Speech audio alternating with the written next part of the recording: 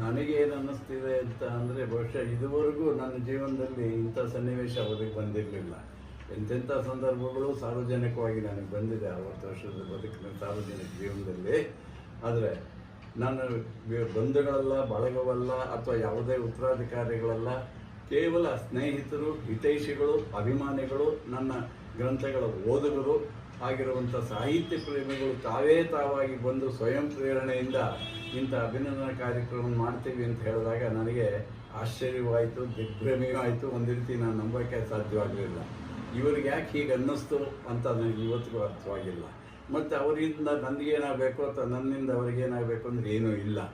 ಆದರೆ ಅವ್ರಿಗೆ ಯಾಕೆ ಈ ಪ್ರೇರಣೆ ಬಂತು, ಯಾಕೆ ಉತ್ಸಾಹ ಬಂತು, ಆವೇಶ ಬಂತು, ಇಷ್ಟು ಅದ್ದೂರಿಯಾಗಿ ನನಗೊಂದು ಅಭಿನಂದನೆ ಸಲ್ಲಿಸಬೇಕು ಅನ್ನೋದಕ್ಕೆ ಕಾರಣ ಏನು ಅಂದರೆ, ನಾನೇನು 50 ವರ್ಷದಲ್ಲೇನೋ 50 ಪುಸ್ತಕ ಬರೆದಿರೋದು ನಿಜ. ಆದರೆ ಅದು ಸಂದರ್ಭವಶಾತ್ ಬರೆದಿರೋದು. ಬರೀಬೇಕಾದ ಸಂದರ್ಭ ಬಂತು. ನಾನು ಉದಾಹರಣೆ ಯಾರೋ ಒಂದು ಹಸ್ತಪ್ರತಿಯನ್ನು ಕೊಟ್ಟರು, ಇದನ್ನು ಎಡಿಟ್ ಮಾಡಿಕೊಡಿ ಅಂದರು, ಮಾಡಿದೆ.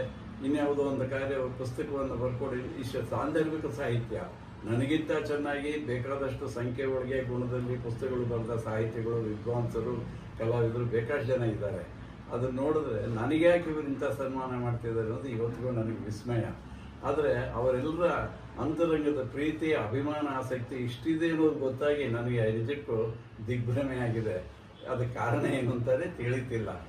ಆದರೂ ಸಹ ಇನ್ನೊಂದು ದೃಷ್ಟಿಯಿಂದ ಹೇಳೋ ಹಾಗಿದ್ರೆ, ಒಂದು ರೀತಿ ಇದು ಭಾಗ್ಯ, ಇದು ಭಾಗ್ಯ, ಇದು ಭಾಗ್ಯವಂತ ನನಗನ್ಸಿದೆ ದಾಸರು ಹೇಳೋ ಹಾಗೆ.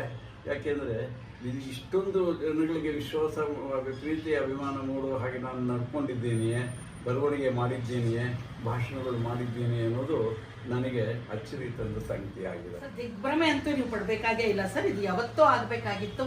86 ವರ್ಷದಲ್ಲಿ ನೀವು ಬರೆದಿರ್ತಕ್ಕಂಥ ಸಾಹಿತ್ಯದ ಕೃತಿಗಳನ್ನು ಗಮನಿಸಿ.